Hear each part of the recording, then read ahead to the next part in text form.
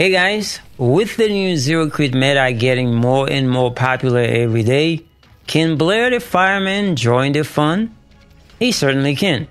Blair is not a popular descendant, but there is something satisfying about setting the world on fire in this game.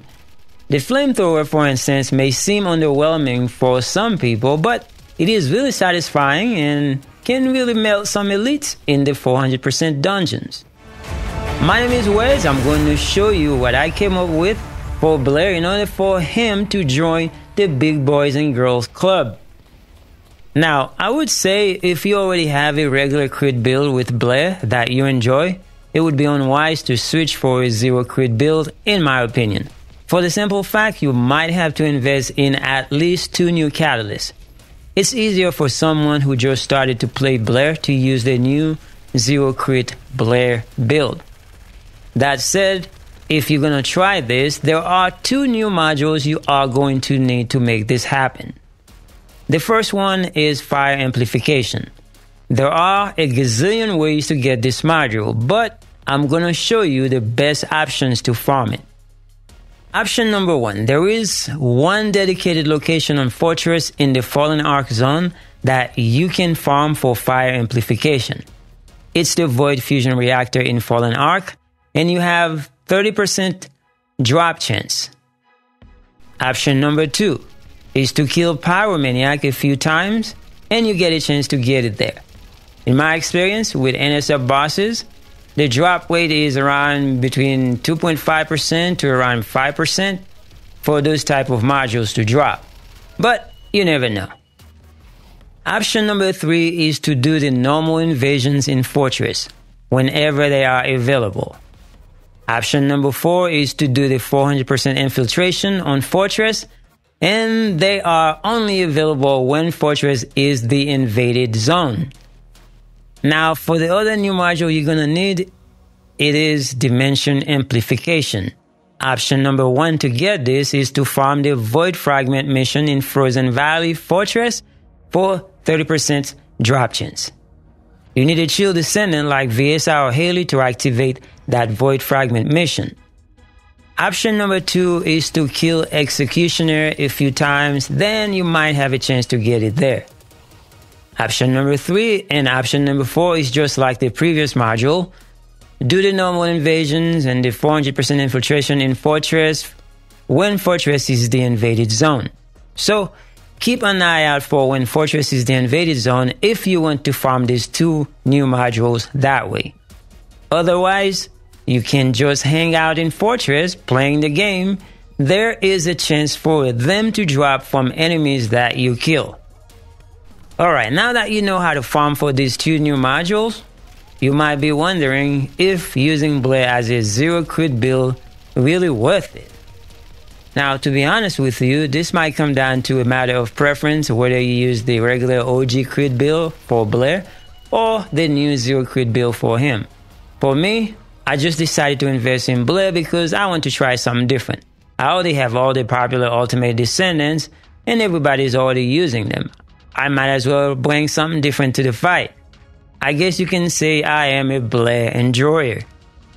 Now for context, the old crit build requires all 4 popular crit modules available in the game. Whereas with the zero crit build, you can work with these 2 new modules and not worry about whether or not you're gonna crit. And still do big guaranteed white damage. When you hit the enemy, that is. That is mainly the point of zero crit build. That guaranteed damage.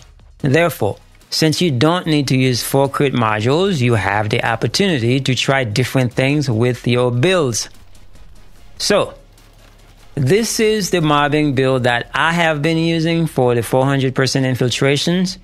You can use it to solo the 400% dungeon, but it's not going to be as potent as Freyna or Bunny, etc., etc. There are a lot better characters in the game that can do that. Nonetheless, if you like using Blair and you are a Blair enjoyer and you want to play solo with a decent build, this will work fine. I have been having a lot of fun with this, so I am sure you will have fun as well if you give it a try. Alright, this is my regular build that I use for farming the 400% dungeon. I can solo the dungeon even though it's not as potent as Bonnie, Freyna, and all those big characters, but it is very good. And you're not going to have any problems soloing. Not going to be as fast, but you will solo the 400% dungeon without any issue. As you can see, I showed you in the background where we finished the dungeon. So we are using Classic Chef as our Transcendent module of choice. Now, if you look at our passive, you can see that you would have skill critical hit damage increase and also skill critical hit rate increase if we are to use the regular OG build. But the fact that we are using the fire amplification and dimension amplification, that eliminates the need for that. So we're not going to see the yellow-orange numbers that you normally see on a regular crit build. Nonetheless, you still need to know what your passive does. So if we look at our first skill, we want to spam this. So that's why we want a lot of cooldown. That way we can spam this. The more of those we have on the ground, the better it is going to be for us. We call those flame zones. The more zones we have on the ground, the better it is going to be for us. So we're burning the enemy, but what we want to do is to retrieve those zones. We can have a stack of 5, and that stack is actually giving you a skill power modifier. That means you are going to do more damage burning the enemies. So you want to retrieve those as often as possible. That way you can continue to increase your damage. So we use those other skills whenever we can, but majority of the time we are spamming this. And then if we want more zones on the ground, we just use our 4th ability, which is the big boom that you drop and then you create more zones. So you can get all the way to like 10, 11 zones. Sometimes I see on this screen that you get to retrieve those. Now, when you retrieve those with your number 2, you're not only getting that increased power damage, but you are also getting your MP back. That allows you to keep spamming this over and over. But for this, we need to have a very low cooldown. So for that reason, we are investing in our Nimble Fingers module and also MP conversion. But we also put some focus on fire that gives us an extra 6% cooldown. That way, we end up with 68.2% cooldown. It is a very good cooldown. We can get it more, but what we have right now is very good. Now, as far as the rest of the modules, you already saw everything. We don't have to explain too much. You just know that we are using amplification for both these two modules. That's what's going to give us the white numbers. So we don't have orange, yellow numbers anymore. So we are using those. Now, for our survivability, we're using health. We're also using defense. And we are good to go when it comes to survivability. Now, the module you may not see very often in builds is a technique manual. I've done a lot of testing with a lot of other modules. This one is very good, so I decided to use this. And the reason why we use this is because we got a lot of health. Because we have a lot of health, we got extra damage at 46% of our own health to get more damage. Extra damage on top of what we are already getting. So that extra damage is pretty nice. Now, you already know about skill expansion. That gives you a bigger range, make the fire larger on the ground, and kill more enemies. So that is good for us. Now, when it comes to everything else, you can see the module. That is pretty much it for the module. So now let's look at our stats, and we can to our stats. You can see that 25,000 health is pretty nice. It could be better, but it could be worse as well. So we settle for 25,000. We are doing good. Now for our weapon, we are using Enduring Legacy. And those other two weapons, they're only for show. So we are only going to use Enduring Legacy when we need to use weapon.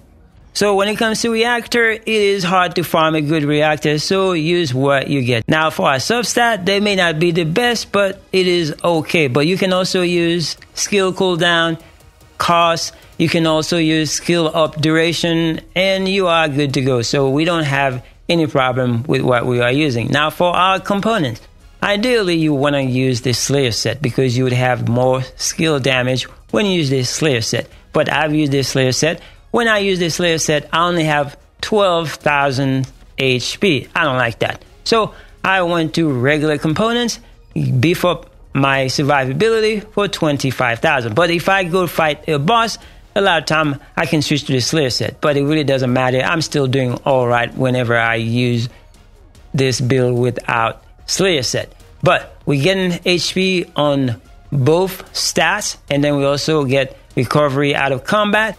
And then for our sensor, we just make sure we have more HP and also MP. Max MP is very important for any build, unless you are a Descendant that doesn't use MP.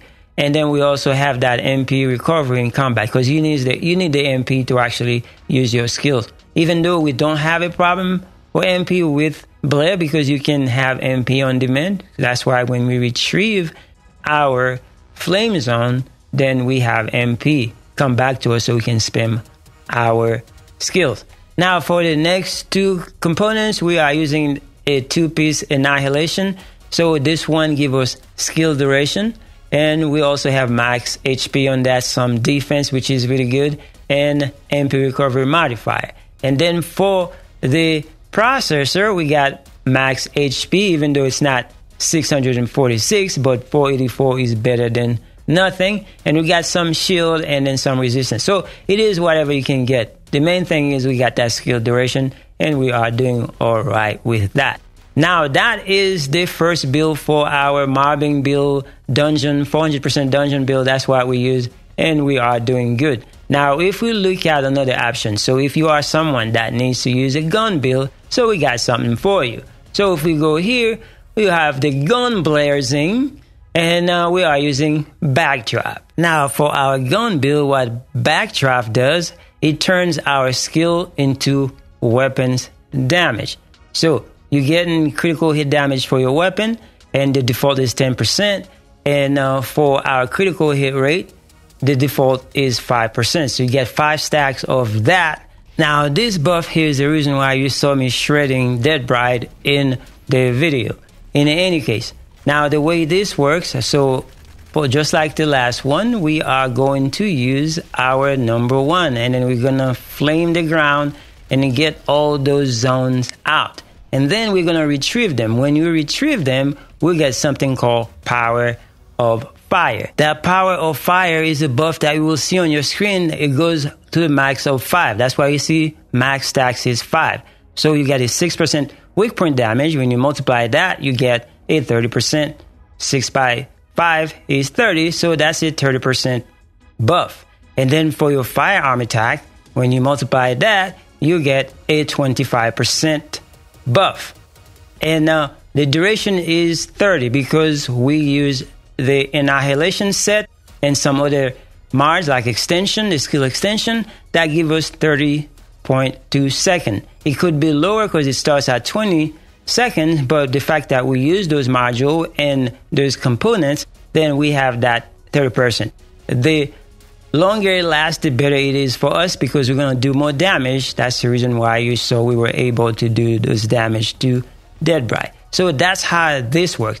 And on top of that, we can use our number 4 ability to create more zones. And we create more zones, so we'll be able to pull out more stacks. So we can pull more stacks every time you retrieve. We can pull 5, and then it goes to 30 seconds. It goes back, we can pull it again. So the more zones, the better. So that's how we are able to do all those damage. And from time to time, we can use our number 3 if we want to, but most likely we are concerned about creating zone and also retrieving things to get MP and also to get the Power of Fire stack. And again, when it comes to the module, you can see everything that we have here. We focus on survivability a lot, and we also focus on cooldown.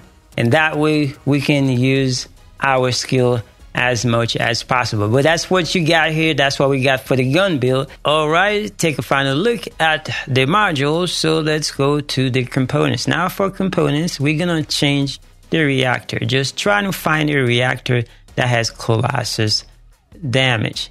And for us, we don't have too many options. Sometimes we may use it, sometimes we may not. But we have this one right here that we use sometime.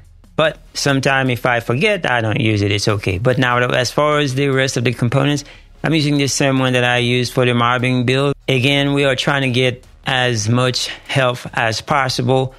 Still the skill duration is there, and that's about it when it comes to component.